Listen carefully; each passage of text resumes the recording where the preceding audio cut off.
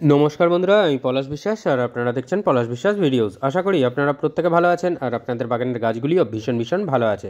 বন্ধুরা, আজকে থাম্বনেল আর টাইটেল থেকে বুঝতেই পেরে গেছেন যে আজকে কোন বিষয় নিয়ে আলোচনা করব। হ্যাঁ বন্ধুরা, ডালিয়া ফুল গাছ। এই ডালিয়া ফুল গাছের কীরকম মাটি হবে আর কীরকম খাবার দাবার কতদিনের অন্তর কিভাবে কি দিতে হবে, কি কি কীটনাশক ব্যবহার করতে হবে এবং সর্বোপরি প্রত্যেকটা সপ্তাহ ধরে একে কিন্তু খাবার প্রদান করতে হবে। তো আজকে স্টেপ বাই স্টেপ সবটাই বলবো, সবটাই থাকছে আলোচনায়। একটু স্কিপ না করে সম্পূর্ণ ভিডিওটা দেখার অনুরোধ রইল। আর যারা আমার চ্যানেল নতুন ভিউয়ার্স তাদের কাছে অনুরোধ করবো, যারা সাবস্ক্রাইব করেননি এখনও চ্যানেলটি, তারা সাবস্ক্রাইব করে নিন। কারণ প্রতিদিন সন্ধ্যে 6টায় আমার চ্যানেলে বাগান সংক্রান্ত বিভিন্ন বিষয়ে ভিডিও আসে। সেটা কারো ছাদ বাগান হতে পারে, কারো কোনো গাছের পরিচর্যা বিশেষ করে, এবং তার সাথে সাথে অবশ্যই কোনো নার্সারির খোঁজ। তো একটু স্কিপ না করে ভিডিওটা দেখার অনুরোধ রইল আর শেয়ার করে দেবেন সকলের মাঝে, যাতে সুন্দরভাবে সহজে মিলে সবাই মিলে আমরা বাগান করতে পারি।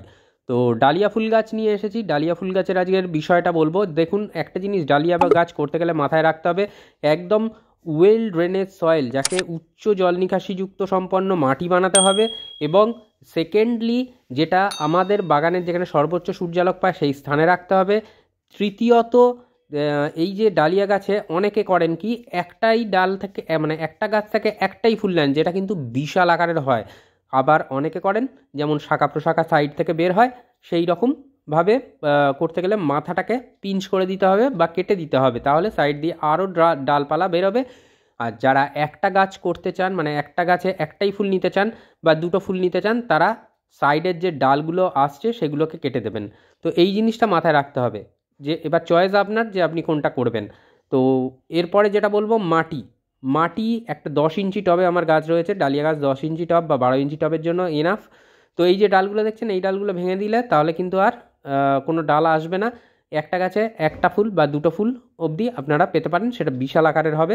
আর যদি মানে অজস্র ডাল নিতে চান, তাহলে মাথাটাকে পিঞ্চ করে দেবেন একবারই, তাহলে সাইড থেকে প্রচুর ডাল বেরিয়ে গাছটা কিন্তু অনেক ঝোপালো হয়ে যাবে। তো যাই হোক, এবারে যেটা বলবো, যে মাটিটা নিতে হবে। আমাদের বাগানের যে মাটি আছে, একটা টবের 40% ভরিয়ে নেব আমরা সেই মাটি দিয়ে। বাকি 30% নেব আমরা লাল মোটা দানার বিল্ডিং কনস্ট্রাকশনের বালি। তো একটা টবের 70% ভরে গেল, বাকি যে 30% পড়ে থাকে বা ফাঁকা থাকে, সেইখানে আমরা 1 বছরের পুরনো ভার্মি কম্পোস্ট, 1 বছরের পুরনো গোবর সার কিংবা মানে ভার্মি কম্পোস্ট নিয়ে সেই টবের বাকি অংশটুকু আমরা ভরাট করে নেব। তো এই দিয়ে গেল তো মাটির ব্যাপারটা। এইভাবে ভালো করে মিশিয়ে নেবেন মাটিটাকে, আর বালিটাকে 3-4 বার ধুয়ে নেবেন মাটির সাথে মেশানোর আগে, তাহলে খুব ভালো কাজ আপনারা রেজাল্ট পাবেন। কারণ বালির ভেতরে যে নোনা অংশটা থাকে, নোনা ভাবটা থাকে, সেটা ধুয়ে বেরিয়ে যাবে যদি 3 থেকে 4 বার ধুয়ে নিয়ে মাটির সাথে বা ভার্মি কম্পোস্টের সাথে মিশিয়ে নেন। তো এরপরে খাবার দেবো, সেই জন্য এই রকম টবের চারিধার দিয়ে রিং মতন করে নেওয়া হচ্ছে, যেখানে আমরা খাবারটা দেব এবং তারপরে মাটি চাপা দিয়ে দেবো খাবারের উপর, আর ভরপুর জল দিয়ে দেব। তাহলে হবে কি, মাটির সাথে খাবারগুলো সুন্দরভাবে অতি দ্রুততার সাথে মিশতে পারবে এবং গাছ আপনার কিন্তু একদম দুর্দান্ত হবে। তো দেখুন কি কি খাবার নিয়ে নিয়েছি। প্রথমেই যেটা নিয়েছি সেটা অপশনাল হিসাবে ধরতে হবে বা রাখতে পারেন, যদি যাদের কাছে সম্ভব তারা রাখতে পারেন, ভালো কাজ হবে। এটা লেদার মিল বা চামড়াকুচি সার। এটা 1/2 টেবিল চামচ পরিমাণে নেবেন। 1 টেবিল চামচ পরিমাণে নিতে হবে নিমখোল। এটা নিমখোল 1 টেবিল চামচ পরিমাণে নিতে হবে। তো এই নিমখোল কিন্তু খুব ভালো কাজ করবে, গাছের পোকামাকড়ের আক্রমণের হাত থেকে অনেকটা রক্ষা করবে, মাটির ভেতর থেকেও। আর 1 টেবিল চামচ শিংকুচি। আর এটা সরিষার খোলের গুঁড়ো। এটা 1 সপ্তাহ টানা রোদে রাখবেন, দোকান থেকে নিয়ে এসে তারপরে ব্যবহার করবেন যদি মাটিতে দিতে চান। শুকনো করে নিতে হবে। আর এটা হাড় গুঁড়ো, এটাও 1 টেবিল চামচ নেবেন। আর এটা যেটা দেখছেন জি আর দানা, এর মধ্যে 17 রকমের অনুখাদ্য পাওয়া যায়, বায়োজাইম নামে আপনি অনলাইনে পেয়ে যেতে পারেন। ভীষণ ভালো কাজ করে, এটা ব্যবহার করতে পারেন বা এর পরিবর্তে যে কোনো অনুখাদ্য ব্যবহার করতে পারেন। আর এটা যেটা দেখছেন, যেটা সাদা রঙের সিঙ্গেল সুপার ফসফেট, এটা 1 টেবিল চামচ। তাহলে অনুপাতগুলো খাদ্যের বোঝা গেল 10 বা 12 ইঞ্চি টবের জন্য। আর এটা কিন্তু ডিসেম্বর মাসে এই একবারই দিতে হবে। প্রচুর ফুল পেতে গেলে গাছটাকে আগে তৈরি করতে হবে, প্রথম থেকেই ফুলের পিছনে ছুটলে হবে না। তো গাছটাকে আমরা তৈরি করে নেব। দক্ষিণবঙ্গে ঠান্ডার দেখা কিন্তু সেভাবে এখনও নেই। তো ধীরে ধীরে পড়বে ঠান্ডা, তার মাঝে আমাদের যে খাবারগুলো দিতে হবে যাতে গাছ দ্রুততার সাথে বৃদ্ধি পায়, এবং অতি দ্রুততার সাথে যে পরিচর্যা আজকে দেখাবো যে দ্রুততার সাথে বৃদ্ধি পাবে কি করে গাছ, আর ফুলও কিভাবে আসবে স্টেপ বাই স্টেপ থাকবে কিন্তু। তো ভালো করে মিশিয়ে নিতে হবে যাতে গাছের ফিডার রুটগুলো চারিধার থেকে এই খাবার সুন্দরভাবে সংগ্রহ করতে পারে। সেই জন্য এই খাদ্যগুলোকে খুব ভালো করে মিশিয়ে নিতে হবে গাছের। দিয়ে আমরা কিন্তু টবের চারিধারে দিয়ে দেবো এই খাবারটাকে, আর দিয়ে মাটি চাপা দিয়ে ভরপুর জল দিয়ে দেবো। মাটিতে যে এই খাবারটা দেওয়া হলো তার ঠিক 1 সপ্তাহ পরে আমরা মাটিতে আর একটা খাবার দেবো, তার ভিডিওটা অবশ্যই আমি নিয়ে আসব, আর এই গাছটার ওপরেই আমি কিন্তু দেখাবো।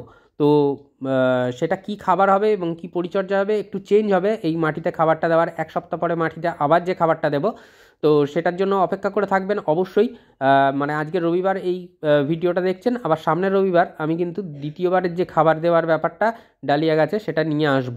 তো তার মাঝে যেটা করতে হবে, খাবারটা দিলাম, দিয়ে আমরা কিন্তু টবের মাটি চাপা দিয়ে দেবো এবং ভরপুর জল দিয়ে দেবো। তো মাটিতে খাবার দেওয়ার ব্যবস্থাটা শেষ হলো। এরপরে যেটা করতে হবে, পাতায় কিছু ফোলিয়ার স্প্রে করতে হবে, বা পাতায় কিছু খাবার আমাদের গাছকে দিতে হবে। তার আগে বলে দিই যে কীটনাশক ব্যবহার করতে হবে, তার কারণটা কীটপতঙ্গের আক্রমণ কিন্তু ডালিয়া গাছে মারাত্মকভাবে দেখা যায়। সবচেয়ে বেশি যে সমস্যাটা হয় মাকড়ের সমস্যা, আর অবশ্যই পাতাগুলো দেখবেন কুঁকড়ে যায়, এবং কুঁকড়ে যাওয়া মানেই পাতার তলায় তুলে দেখবেন মাকড়ের আক্রমণ হয়েছে। পাতার নিচে এরা বাসা বাঁধে, পরের দিকে জাল সৃষ্টি করে, এবং জালেতে প্রচুর পরিমাণে মাকড় ছোট ছোট আমরা দেখতে পাই। তাহলে একেবারে প্রথম থেকেই যাতে এর ইমিউনিটিটা ঠিক থাকে, যাতে সেভাবে আক্রমণ না করতে পারে, মাটিতে নিমখোল দেওয়া হলো। এই নিমখোল যতদিন বাদে মানে যতদিনের মধ্যে ডিকম্পোস্ট হয়ে গাছ গ্রহণ করবে, দেখবেন গাছের পাতা তেতো হয়ে যায়, যে কারণে পোকামাকড় অন্যান্য পোকামাকড়ও আসতে সহজে পারে না। তো যেটা করে কি, মাকড়রা পাতার রস শোষণ করে খায়, এবং এই মিষ্টি রস শোষণ করে খেয়ে এরা দ্রুততার সাথে বংশবৃদ্ধি করে। নিম অয়েলের ব্যবহারটা করতে হবে আপনাদের সপ্তাহে একবার করে সব শীতের গাছে, আর অবশ্যই তার সাথে কীটনাশকের ব্যবহার করতে হবে। কিন্তু তার আগে যেটা করতে হবে সেটা হচ্ছে একটা প্ল্যান্ট গ্রোথ রেগুলেটর বা পিজিআর আপনাদের ডালিয়া গাছে স্প্রে করে দিতে হবে, কারণ দ্রুততার সাথে বললাম গাছ বৃদ্ধি করতে হবে, গাছ যাতে মাটি থেকে খাদ্য সংগ্রহ করে, সেই জন্য এই যে কোনো পিজিআর বা প্ল্যান্ট গ্রোথ রেগুলেটর গাছের যে ট্রাইকন্টানাল বা ফ্যাটি অ্যাসিড গ্রন্থি আছে সেটাকে উদ্দীপ্ত করে এবং খাদ্য সংগ্রহ করতে সাহায্য করে, তার খিদেটাকে বাড়িয়ে তোলে। তো আমি বুস্টার 2 দেখাচ্ছি মানে এটা প্রমোট করছি এমনটা নয়, এটার আমি কোনো অ্যাড দিচ্ছি না, আমি বাগানে ব্যবহার করি। যে কোনো প্ল্যান্ট গ্রোথ রেগুলেটর আপনারা ব্যবহার করতে পারেন, বাজারে প্রচুর কোম্পানির আছে প্ল্যান্ট গ্রোথ রেগুলেটর। যে কোনো যেটা আপনার কাছে সহজলভ্য মনে হবে, যেটা সহজে পেয়ে যাবেন সেটাই ব্যবহার করবেন। যারা বুস্টার 2 ইউজ করবেন 1 লিটার জলে জাস্ট 1 ফোঁটা ফেলে আপনারা কিন্তু গাছে স্প্রে করতে পারেন। আর এটা অবশ্যই সকালের দিকে করতে হবে, খুব ভালো হয় যদি সকালবেলা আপনারা এটা করে দেন, কারণ গাছ যেহেতু খাদ্যটা সকালে মানে সূর্যের আলোর সাহায্যে গ্রহণ করে, তাই গাছের উপর যে খাবার সেটা সবসময় সকালে দেওয়াটাই উচিত।